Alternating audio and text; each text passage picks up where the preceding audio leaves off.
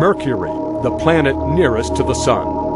Parts of this planet have been seen before from a distance, but this is the first time that some of this terrain, for instance, what appears on the right side of this image, has ever before been seen by man. And it's the closest that man's eye has ever been to the tiniest planet in our solar system. Some of the craters you see here are as small as just 300 yards across.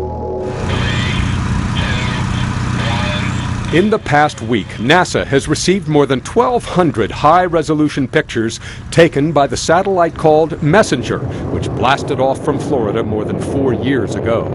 Messenger is now setting a new all-time speed record in space of 140,000 miles per hour. Beginning early in the year 2011, will orbit Mercury. The satellite will map every square inch of the innermost planet, where surface temperatures rise to more than 800 degrees.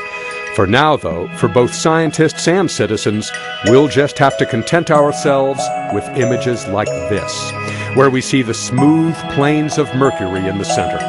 The small impact craters and rough-looking materials surrounding the plains were probably created by debris ejected when that large crater in the lower right corner was formed. This photo holds clues to Mercury's early evolution.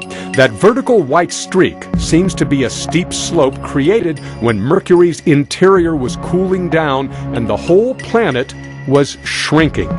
It is the only planet in the solar system believed to have done that. And more clues in this one, taken about 3,000 miles from the pockmarked planet. Those shallow depressions are the ghostly remnants of craters that were probably flattened by the eruptions of volcanoes. And here's the more important part of this picture. That line that runs up and off the top is probably a cliff formed sometime in the past 4 billion years when the planet was cooling with its crust contracting.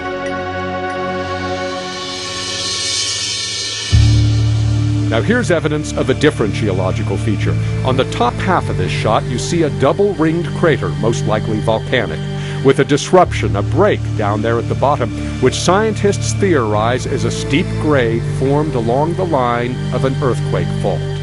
Some of Messenger's Mercury images are simply spectacular to see, like this one, taken from more than 10,000 miles away, but featuring a very clear crater about 30 miles across, reflecting rays of light from the nearby sun. And this close-up. It may be a bit of a stretch, but because of the elongated crater or pair of craters just to the right of the center of the picture, the area is called Dances by Matisse, named by the International Astronomical Union for the French painter Henri Matisse. And this shot, which looks toward Mercury's never-before-seen North Pole. While parts of the planet closest to the sun get as hot as 800 degrees, other parts, where the sun's light only hits at a very low angle, get down to almost 300 degrees, below zero. But this may still be the most remarkable shot of all. It shows almost the entirety of a planet almost always hard for us to see from here at home, because most often it is lost in the strong glare of the sun.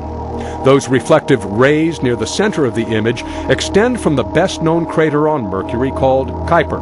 To work itself into the gravitational pull of Mercury, the satellite will have gone 15 times around the sun, several times around planet Earth.